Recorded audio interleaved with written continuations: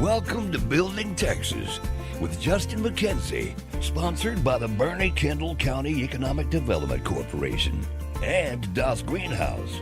And now, here's your host, Justin McKenzie. Welcome to Building Texas on Bernie Radio 103.9 FM.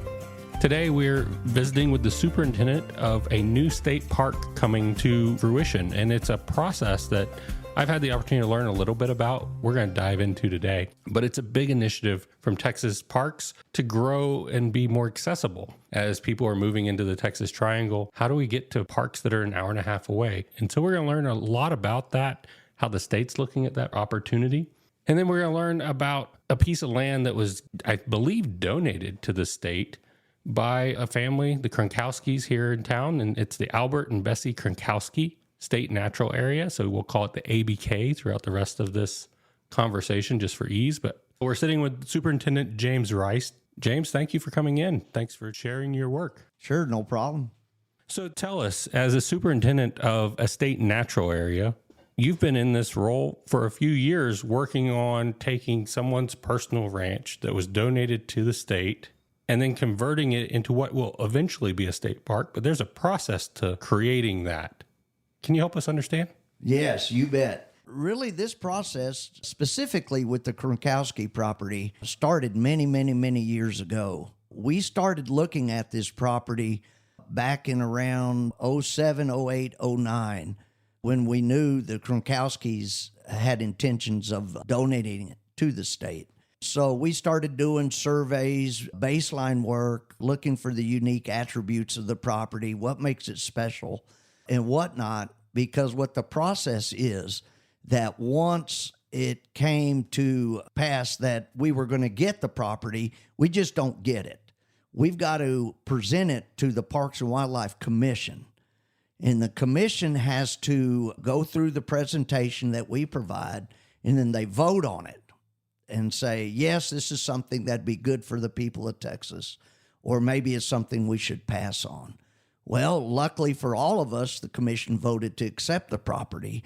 So now the property's within Texas Parks and Wildlife, but it doesn't stop there. Now you've got the Wildlife Division that holds property within Texas Parks and Wildlife. You have the Park Division that holds property within Parks and Wildlife.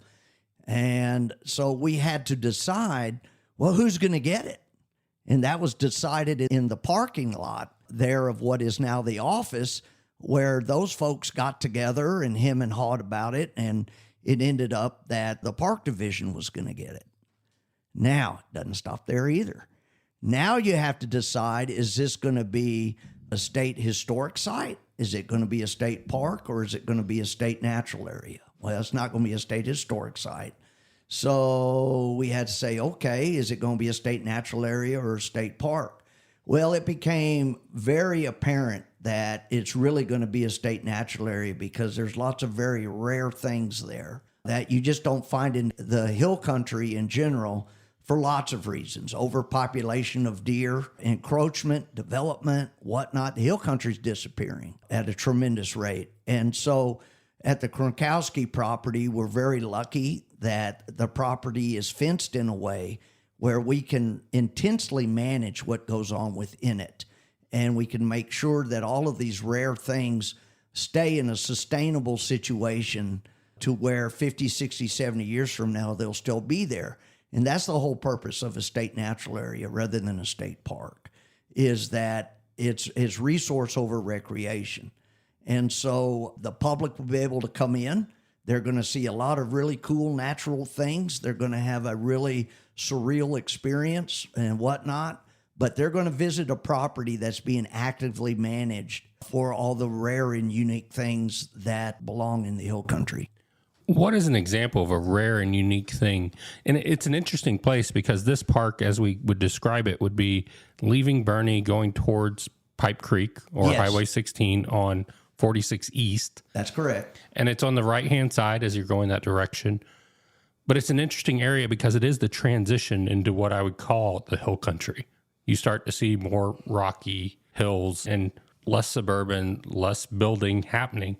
But it's a geologically different area.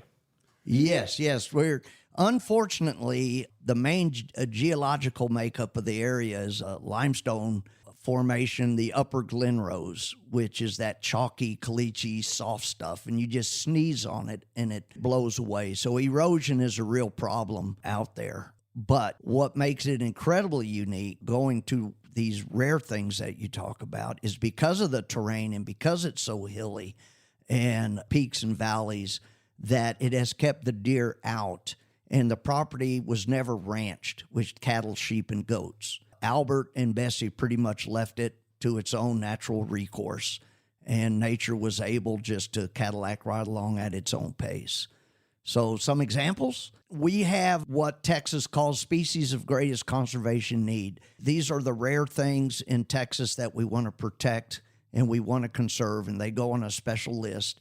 And just off the top of my head, we have this little plant called a dark stem noseburn, and it grows underneath ash juniper in a colony. We have spreading leaf daisy, which is a little nondescript flower. It also grows in a little colony under ash juniper. A really cool one is a sycamore leaf snowbell, which is an understory plant like a red bud. It grows along creek beds and stuff, drops its seeds, and then the little seedlings grow. Unfortunately, deer love to eat them, so everywhere else in the hill country, all the young plants are getting eaten up. And so when the parent tree dies, there's nothing to take its place. But here at ABK, they're very, very sustainable. So we're very fortunate about that. We have a very unique salamander that doesn't even have a common name yet that U.S. Fish and Wildlife is working with us on, that we're trying to get more information on, and we'll find out more about that probably within a year. You know, it very well could be listed as an endangered species. We have quite a few of them there. And just off the top of my head, that's just a few of the many things that we have out there. But I think that's the incredible work that you've been doing since 2008, 2009, when they said, we want to donate the ranch. It's been an unworked ranch, which is rare. And then when you say doing surveys, you're doing wildlife surveys, plant surveys. You have biologists on staff. You're doing a lot of work to really understand where it is, what it is today, and what could it be. Yes. And the thing that makes wildlife management so dynamic is just the fact that it is dynamic. Nothing stays the same. It's not like vegetable gardening where you create something and you want it to stay in that one state for as long as you can. Nature's always moving forward. And so what we do in wildlife management is we create situations that Mother Nature will react to. And those reactions is the management. That's the end game. That's the goal. And so when we do a prescribed burn, that's a situation. When we thin out some ash juniper, that's a situation. When we go in and reseed an area and reseed it with pollinator plants, that's a situation. Now, how is Mother Nature going to react to that? That's what we monitor and observe, is the wildlife, how it moves with that, how it changes with that. And we want things to go in sync with Mother Nature in a sustainable manner. Mother Nature will do all the work for you. You just got to create that thought-out situation. Well, it's an interesting dialogue because a lot of people know the state parks that they grew up on. But as we talk about this, I think of a couple of different properties, Dan Hughes, Honey Creek. There's a number of properties right around here within that hour and a half timeline that have been going through this progression for about a decade of they were acquired, and then they're going through the process and the work of becoming a park. So I think of Dan Hughes Complex was maybe the first way it was described. And then they have the state natural areas. What are the other points getting to a state park? Well, this may answer the question, it may not, but state parks has undergone a renaissance of funding and how we're funded. And it's a lot different now than what it was 15 years ago. There's been legislation passed recently that allows and will allow Parks and Wildlife to acquire land a little easier than what it's been like in the past. We also have restructured the funding to where we can go into these areas that are waiting to be developed and we can actually start getting the work done. ABK is a great example of the way it used to be compared to the way it is now and the way that it will be. We're right in the middle of that, and we're jumping on it. And that's why we've started construction now, and we're moving forward. You're listening to Building Texas on Bernie Radio 103.9 FM. After the break, we're going to talk more about that funding and how parks come to be and where the state's focused on parks. But we're thrilled to be visiting with Superintendent James Rice of the Albert Bessie Kronkosky State Natural Area. This week, Building Texas is proud to highlight an AFJ ROTC cadet and everything they're experiencing through the ROTC program at Bernie ISD. Howdy, I'm Ella Steppen. I'm a senior in the Bernie AFJ ROTC program, and I was the previous command chief for the program. I've only been in the program for about 2.5 years. I was able to meet some of these cadets outside of ROTC at a lunch table, and they really inspired me to join. I saw the community and the friendship and the leadership that they all exuded in their personalities and the way that they talked to me. And it was a huge change from the very individual mentality that I grew up in with dance.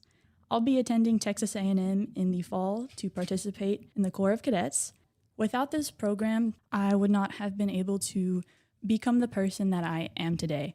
I came into this program very shy and not willing to push myself out of my comfort zones, and I am now able to stand in front of a room of my peers and lead them and inspire them to continue in their path through this program just as I did. This week's episode of Building Texas is brought to you by Friends of ABK. The Friends of ABK is a 501c3 formed to support the continued advancement of the Albert and Bessie Kronkosky State Natural Area. With over 200 volunteers supporting over 4,000 acres of the Texas Hill Country, the Friends of ABK have the opportunity to work with skilled team leaders on volunteer teams like water quality monitoring, cultural resources, fossils and geology, butterfly surveys, and so much more. Think about supporting the Friends of ABK as you get out and explore the Texas parks.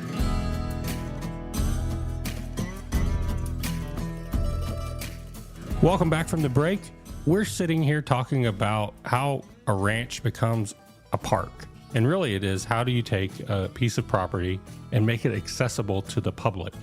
Because that's where I value parks. I love taking my boys out and showing them nature and letting them experience what Texas used to be. I had my oldest son ask me a couple of days ago, we were driving down I-10, and he's like, what did it look like before houses and power lines, and where can you find that?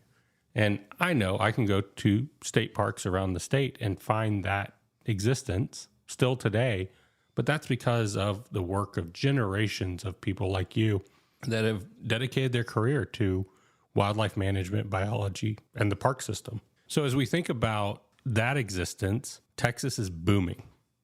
And we talk a lot about the Texas Triangle. So Houston, some would say Houston, Austin, Dallas. I call it Houston, San Antonio, Dallas. But that's where the population is. And we were talking before the show, it's probably the fastest growing region in the world at this point because of the volume coming into Texas and just the people movement.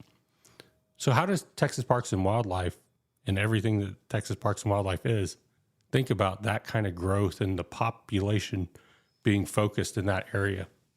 Well, we kind of figure that people will drive about an hour and a half if they're going to go somewhere for the day.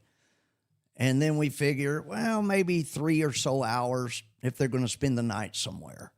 So if you take that triangle of San Antonio, Houston, Dallas, and you draw those little circles around them of what those distances are, in a perfect world, that's where we would put our properties, to where people could come either for the day or to spend the night. But just like we were talking about before, because it's the fastest growing area, people need to build houses, people need to live. And so all the park land is becoming subdivision land. And so where are we going to find these properties within those targeted areas? And it's going to be very difficult and very expensive. But we are in a position now to where we can take a much more serious look at that and not just daydream about it. And is that the renaissance of funding, as you called Yes. it? What changed at the state level?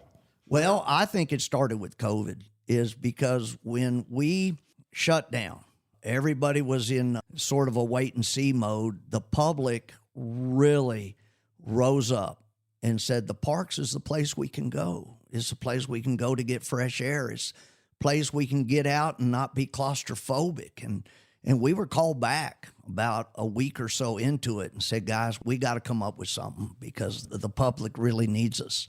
And so we scrambled, we made it work, and we have gotten tremendous public support ever since then. There's been some folks that have proposed legislation to help us, and the public overwhelmingly supported that legislation and has passed. And now we are in a position now to go beyond daydreams of saying, well, when the timing's right, maybe we'll be able to do this, to changing gears and saying, we will do this. We can do this, and we have the ability to do this, and we're going to do this. Because a big part of the Parks and Wildlife mission statement isn't just what's happening right now. It's future generations. And so what we do now is going to affect folks 60, 70, 80 years down the road. And we're putting an X on the ground now to get started. I love it. And it's great to hear that that initiative has empowered people like you to go out and take action. The other side of that is you are cost conscious. There is a cost, and it's an inflated cost today, of moving dirt, creating roads, creating activities on these parks. I've seen you, through people we know, volunteering at the park, and they're out there doing a lot of that work today. And that's a volunteer organization. Friends of ABK is coming along, and they're getting ready to fundraise and getting ready to do a lot of things specific to the ABK State Park. How do people get involved in volunteering, and how important are the volunteers to what you do? Well, for a long time, I was the only employee out there, and we could not be where we are at now without the work of the volunteers. And probably I'd say 80, 90% of the things that we're talking about today, that dark stem nose burn plant, this, that, and the other, it's just what the volunteers tell me, and they teach me. And these are experts that are retired or hobbyists that want to apply their knowledge, and they volunteer, and in a structured way, they go out and they do these surveys and these various tasks that we have. It gets us down the road. It gets us where we're at right now. And we could not have the plan that we have in place for the public now without the hard work that the volunteers have done the last 10 years out there. Are you still looking for volunteers? We're always looking for volunteers. All you got to do is go to the Parks and Wildlife website, scroll up, and you click on volunteer opportunities, and then just follow the instructions and look for the Albert and Bessie Kronkosky opportunity. And then there's an orientation process and all of this and all of that. But we're looking for folks that you don't have to have a knowledge base. You know, some of the stuff we do is just repair fence and just do maintenance-related things. We do science-based things. There's some clerical, administrative type things that we do. If there's something you like doing, I bet we have a need for it. So if you live here, you have a great opportunity to volunteer at ABK. But if you're listening in Houston, you can go to the same Parks and Wildlife site, look for the volunteer, and find parks in your area. That's exactly right. Once you sign up as a volunteer for an opportunity, that profile allows you to volunteer all over the state. You just go to the opportunities. They might have a turtle rescue thing going on at the coast for 2 or 3 weeks. They might have something to do with the bison herd up at Caprock. You know, the sky's the limit. So if you like supporting state parks, state natural areas, and historic sites, and just look through all those opportunities, and you'll probably find something that might pique your interest. So I want to go back to the comment about the ABK was undeveloped, essentially. I think there was a home there, but relatively undeveloped. And you said there's not a lot of deer population there. I'm in Bernie. I see deer all over the place, and they're almost a nuisance. What kept deer off of that property? Well, there used to be deer there. We had a guy that grew up out there, and his father was a ranch manager that worked with Mr. Kronkosky, and he showed me pictures with a lot of deer out there. So this is a very recent thing. timeline, doing our vegetative surveys, we can go back in time and look at the vegetative response that we're seeing due to lack of deer, and we can pull it back to about 1995-ish is about when the deer population started to decline. And we have theories, but we don't know why. My personal opinion is I think the growth of ash juniper is preventing edge, which deer enjoy, and I think it's pushing them out. I think that also it could be related to our healthy coyote population, which is controversial, but I'm very pro-predator. It's part of nature. It's part of the cycle of control of things, keep checks and balances. Plus the coyotes eat pigs. And I know that for a fact because we find pig hair and coyote scat out there, and we do have feral hogs out there, and we do control them. But the coyote helps us with that. So there's lots of factors of why we don't have a lot of deer. But the truthful question is we just don't know why. And then we talk a lot about the future of work in Texas, and I think a lot about the future of service in Texas. You're a state employee for Texas Parks and Wildlife. It's a great career track for people. How did you get involved in this role? What led you to working for Parks and Wildlife? Well, I was in outdoor environmental education for a long time, teaching kids. And I wanted to get more involved into resource management because of what we were talking about. And so I got on with the wildlife division with Parks and Wildlife for about 7 years. And then I became a biologist at Government Canyon for a couple of years. And then I moved over to where I'm at now as superintendent. But it started years ago. I got a degree in forestry, and then from there was in the outdoor environmental education, and then got on with the state after that. I appreciate you sharing it. I think it's a good example for kids coming out of high school today to hear that those are careers that are outside, involved, making a legacy impact on the future of Texas. So I hope that somebody will hear it and say, hey, a degree in forestry, you must be from East Texas. Oh, yeah. There's trees. Yes. Yeah. Yeah. So you talk about other parks like Government Canyon. I mentioned Honey Creek and the Dan Hughes unit, which is now the Dan Hughes State Natural Area still, out on the Devils. What else is around us? What's happening here within an hour and a half of San Antonio that we may not know about yet? Oh, there's four areas open to the public right now. And for the folks of Bernie, you're in the garden spot. Of course, Guadalupe River, that's a no-brainer. That's east of us. And then west of us out there, we've got Government Canyon. And then right out of Bandera, there's Hill Country State Natural Area. And then north of there, we've got Lost Maples. A little bit further of a drive, but it's still within a good day trip. I appreciate the reminder on the Hill Country State Natural Area because I don't know that a lot of people see that out in Bandera, but I grew up riding horses out there. It's a great place to take your horses to go explore a park. Yes, and it's 5,000 acres. It's huge. For the consumer that wants to go use a park, it's daunting to say, I want to go, like, I think of the national park system versus the state park system. There's a lot of resources in both. How do you make a choice on where to go, how to get involved? Really, I guess my question is, how would you want somebody to prepare to come to your park in the future? Well, one is, what do you like to do? You know, some of them do birds. Some of them just want to walk and want a surreal experience. Some want to go to the river and go tubing. I mean, what do you like doing? And then from there, you seek out those opportunities because in the planning phase of ABK, it became apparent early on while we were daydreaming is my supervisor told me that we have to remember we can't be everything to everybody. And so we try to diversify what these offerings are that are unique to the site. Our site, surreal, a good sort of an intimate, private experience. Won't be a lot of people out there. Guadalupe River on a nice summer day, they're going to be at the river. Okay, so there's two distinct different public uses. So it just depends what the people want to do and seeking out those opportunities that offer that. As we wrap up our conversation today, I just want to remind people of the volunteering opportunity. There is a great need in this park, ABK, and others for people to just come get involved. You don't need a special skill set. You just need a willingness to roll your sleeves up and do some work. When does the park open?